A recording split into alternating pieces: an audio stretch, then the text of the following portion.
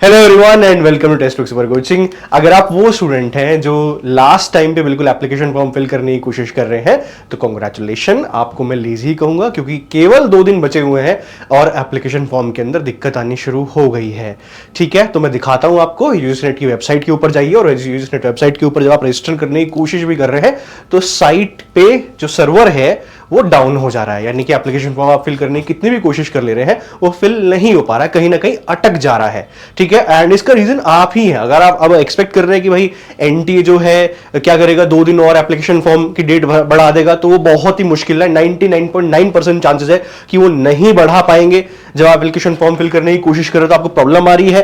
क्या आ रही है? आप रजिस्टर कर रहे हो लेकिन कैसे विंडो हो जा रही है, यहां पे क्लिक कर रहे हो, रजिस्ट्रेशन करने की कोशिश कर रहे हो और विंडो ऐसी आ जा रही है यहां पे। ठीक है, ये आगे ही नहीं बढ़ पा रहा है। मैंने खुद चेक किया, फिल करने में प्रॉब्लम आ रही है। क्या एनटीए डेट बढ़ा देगा? आंसर इज नो, बिल्कुल नहीं बढ़ाएगा। 99.9% चांस है बिल्कुल वो नहीं बढ़ाएंगे डेट।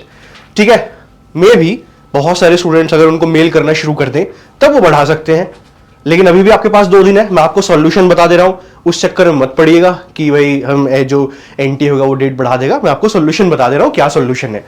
आप सुबह सुबह एप्लीकेशन फॉर्म फिल करिए, बिल्कुल सुबह सुबह जाइए। ठीक है, 5 बजे 6 बजे लैपटॉप खोलिए, एप्लीकेशन फॉर्म फिल करना शुरू कीजिए। फॉर्म फिल हो जाएगा, कोई दिक्कत नहीं है क्योंकि सर्वर के ऊपर लोड नहीं पड़ेगा। अगर आप रात में भरना चाहते हैं तो 12 बजे के बाद भरो, 12 बजे के बाद आराम से रात में भरो, कोई लोड नहीं पड़ेगा। बिल्कुल एप्लीकेशन फॉर्म आसानी से भरा जाएगा। एक सॉल्यूशन तो ये रहा।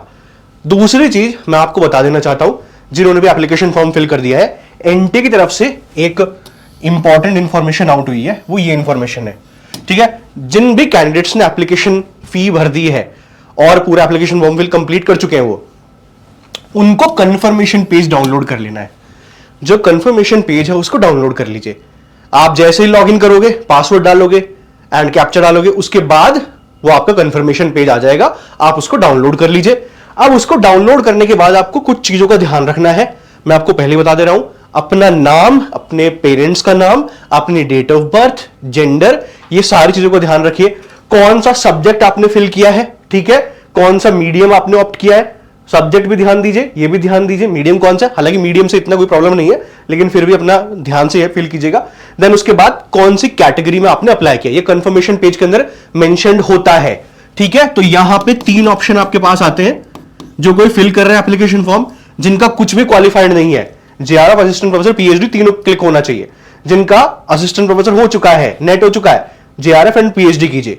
ठीक है, जिनका पीएचडी हो चुका है, नेट भी हो चुका है, केवल जेआरएफ क्लिक कीजिए। ये आपको ध्यान देना है। जिन्होंने एप्लीकेशन अभी नहीं फिल किया है उनको ध्यान देना है, जिन्होंने फिल कर दिया है उनको ये ध्यान देना है। ठीक है, आपको देखो, जब आप एप्लीकेशन फॉर्म सबमिट भी करते हो ना तो आपसे ऐसे पूछा जाता है कि आप देखो आप किन चीज के लिए एलिजिबल हो। आप एलिजिबल हो असिस्टेंट प्रोफेसर के लिए, पीएचडी के लिए एंड जेआरएफ के लिए, ऐसे मेंशन होगा। लेकिन आपने ऑप्ट किया केवल पीएचडी, तो वो यहां पे एक वार्निंग साइन आपको शो कर रहा है कि आप ओके हो इस चीज से। ओके हो तो ठीक है, नहीं हो तो एडिट करो।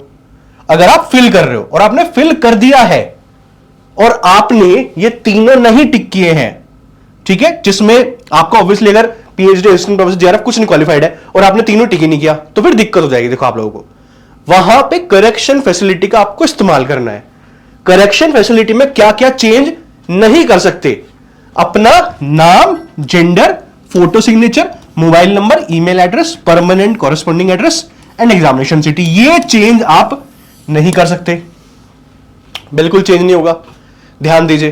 तो कंफर्मेशन पेज जो आप डाउनलोड करोगे उसको ध्यान से देख लीजिए एक बार, क्या चेंज नहीं हो सकता और क्या वो आपका ठीक है, क्या वो आपका ठीक है।